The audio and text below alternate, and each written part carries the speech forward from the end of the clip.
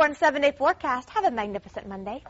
Thank you so much, Sabrina. And with those fall-like temperatures, we are starting to think fall flavors and fall cooking. And we have Executive Chef of Gourmet Girl Magazine here with us, Chef Brian Roland, and got our fall foliage. Looks like a cornucopia of fall produce out here. This is my absolute favorite season of the year, fall. I love all the ingredients that we get. On the magazine, I'm trying to move towards as much organic and sustainable agriculture as possible. Fall flavors are phenomenal. If you look up here, I've got some Brussels sprouts, carrots, turnips, radishes, asparagus, celery root, all these great flavors. And one of my favorites, butternut squash. Butternut squash. And we're going to be making a homemade butternut squash soup here. Absolutely. So we're going to start off in the pan with a little bit of, I'm using soy butter and a touch of olive oil. Okay. And we're going to sweat some onions. Sweating onions means you're just going to cook them really lightly with no color. You're just looking to bring out some of those flavors. Okay. All right, so we're sweating those down in there. They look like they're steaming and sweating at the same time. Absolutely.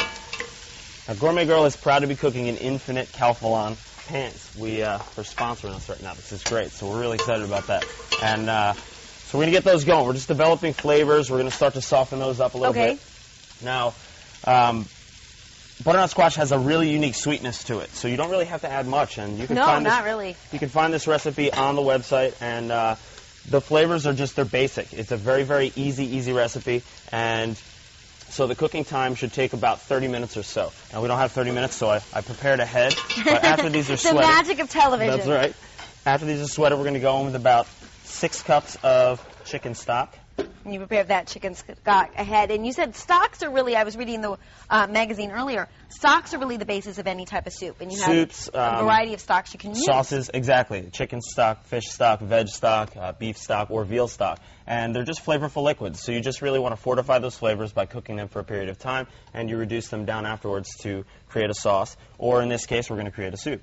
All right. So we would allow this to simmer for, like I said, about 30 minutes. All right. And when it was done, you can really tell by the softness of the squash itself. It'll soften up a lot, and you'll strain that, reserve the cooking liquid, and then into a blender you'd go with all the squash and a little bit of that cooking liquid. Okay? Allow that to puree, and our final product will be... voila. Yeah, it'll be nice and smooth like this. And you'll impress friends and family when you say, I actually made this. And it's really not that hard. It is cutting up the vegetables, simmering them down. That's it. And then doing a little bit of magic with our friend the blender here. A little bit of salt and pepper. I like to use black pepper. So and then you've got some croutons. It looks like some cinnamon here for some garnish. Yeah, what I'm actually going to do is over the top, we're going to put a little bit of fresh We're cinnamon. going to let Chef Brian put his magic touch on our homemade butternut squash soup. Again, the recipe is on the Gourmet Girl Magazine website at gourmetgirlmagazine.com. Lots of other great cooking tips, interviews with chefs, things like that. We're going to be talking about Cooking for the Cure coming up in our 8 o'clock hour. I want to thank Chef Brian for starting off